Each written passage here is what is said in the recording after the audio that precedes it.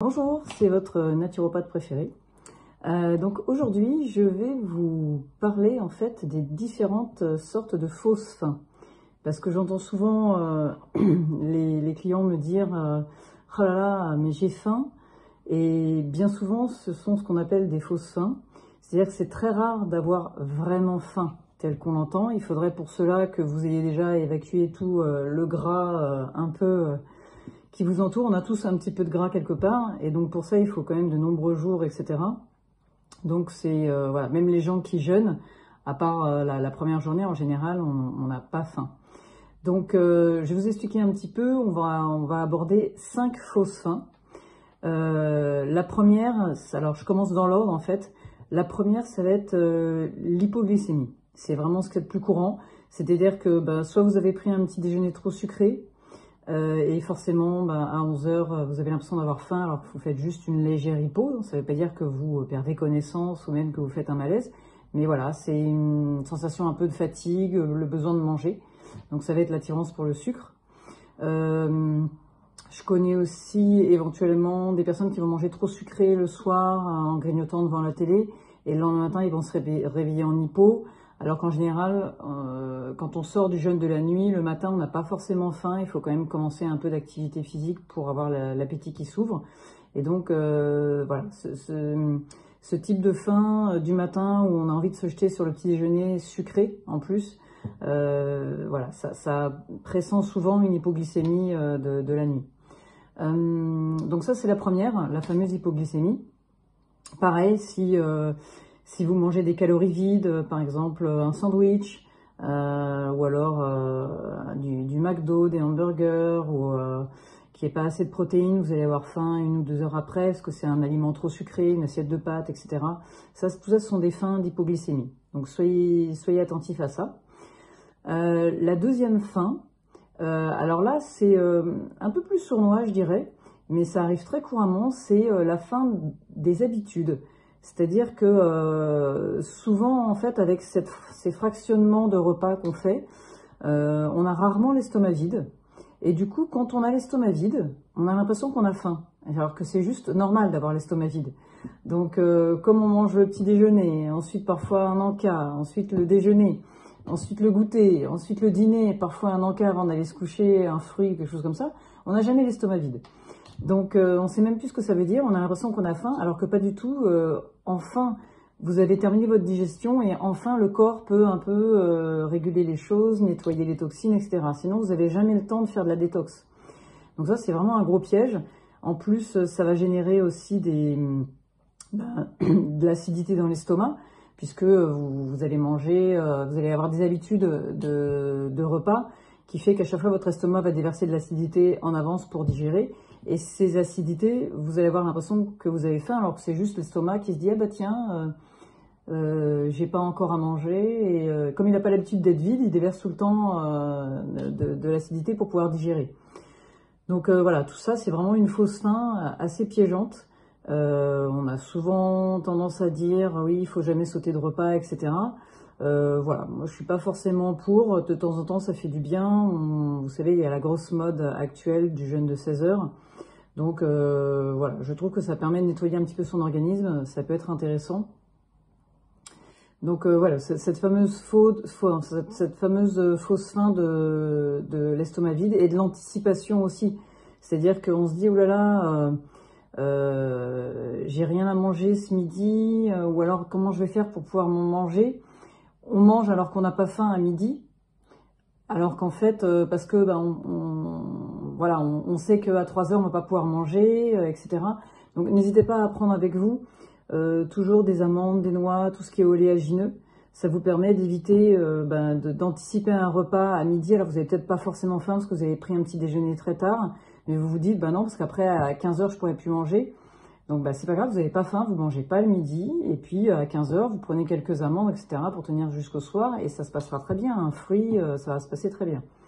Donc attention à ces habitudes de repas, et surtout essayez d'apprivoiser un petit peu ce que c'est que d'avoir l'estomac vide. Donc voilà pour la deuxième fausse faim. La troisième fausse faim, ce serait, j'appellerais la faim plaisir, ennui, affection, fatigue, etc. Détente, en fait, ça vient de la sérotonine. C'est-à-dire que souvent, on mange pas assez de protéines le matin, malheureusement. Et du coup, on va pas pouvoir faire le tryptophane, le précurseur de la sérotonine. La sérotonine, c'est l'hormone du bien-être, de la détente. Et ce qui se passe, c'est que sur les coups de 5 heures, en fait, on a des grosses envies de sucre pour pouvoir justement se détendre. Donc voilà, cette faim-là, elle se travaille un peu psychologiquement d'une certaine façon. Mais j'ai une petite astuce à vous donner, c'est qui marche plutôt pas mal, c'est faire la liste des 10 plaisirs, des 10 choses qui vous détendent, qui vous plaisent dans la vie, et vous l'accrochez sur votre placard où il y a les gâteaux. Donc ça peut être appeler une copine, aller se promener, regarder un film, lire un bouquin, prendre un bain, enfin écouter de la musique, vraiment, vous faites la liste des 10 choses qui vous plaisent le plus. Et puis quand vous avez envie comme ça de manger du sucre, essayez de faire une de ces choses-là. Vous allez voir que vous allez être nourri autrement et ça va tout de suite apaiser cette fausse faim. Donc je poursuis donc sur la faim plaisir, détente. Il y a aussi l'ennui en fait. Souvent c'est un petit peu ça, on s'ennuie, que ce soit au travail ou même chez soi. Et du coup, on va avoir besoin de stimulation et d'émotion. Et au lieu de piocher dans cette liste plaisir, eh ben, on va manger quelque chose, en fait. Donc, la faim ennui, la faim plaisir, douceur, affection aussi. Si, voilà, on est tout seul, on n'a pas d'affection, célibataire, etc. Eh bien, voilà, on peut aussi manger pour combler un vide affectif. Donc tout ça, la liste des 10 plaisirs peut vous aider à gérer un petit peu mieux ça. Après, c'est vrai que c'est un travail psychologique aussi à faire éventuellement sur soi pour trouver d'autres sortes de stimulations, d'autres sortes de plaisirs et des projets de vie pour pouvoir éviter de compenser sur la nourriture. Donc ça, c'est la troisième fausse faim, la faim un peu plaisir, ennui, etc. La quatrième fausse faim, c'est la faim fatigue. Beaucoup de gens confondent faim et fatigue, et surtout vont vouloir manger quelque chose pour se donner de l'énergie. Donc si manger donnait de l'énergie, ça se saurait, et ça voudrait dire que par exemple les sportifs des JO, etc. prendraient un bon repas pour avoir une meilleure performance. C'est pas le cas.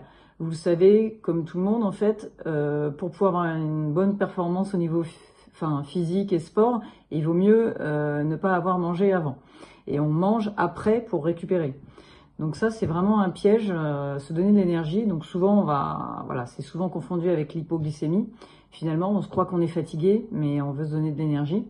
Et sur la fatigue, ce qui se passe aussi, c'est que beaucoup de personnes sont déshydratées et confondent faim et soif. C'est-à-dire que vous allez voir, quand vous avez un coup de barre, franchement, une fois sur deux, c'est de la déshydratation et c'est de la soif. Buvez un peu d'eau et vous allez voir que la faim va passer.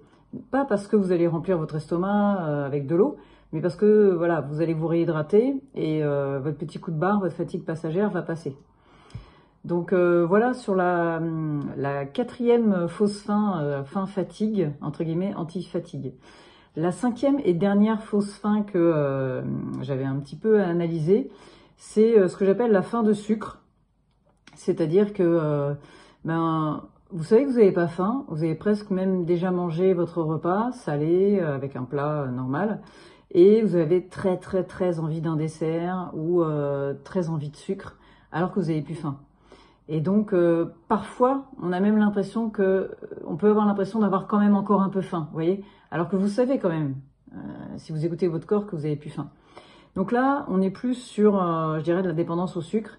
Et on va même dire que c'est lié souvent au candida albicans en fait. Donc c'est les bactéries qui sont dans votre intestin qui créent cette dépendance et qui eux se nourrissent de sucre et vont vous envoyer au niveau du cerveau une information comme quoi ils veulent du sucre alors qu'en fait vous êtes rassasié et vous avez plus faim.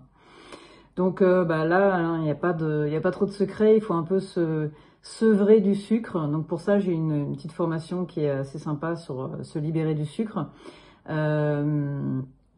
Voilà, mais sinon ça va être un petit peu compliqué de gérer cette faim-là parce que les bactéries de votre intestin sont malheureusement plus puissantes que celles de votre volonté et en général c'est très compliqué de gérer ça. C'est une vraie dépendance comme une drogue.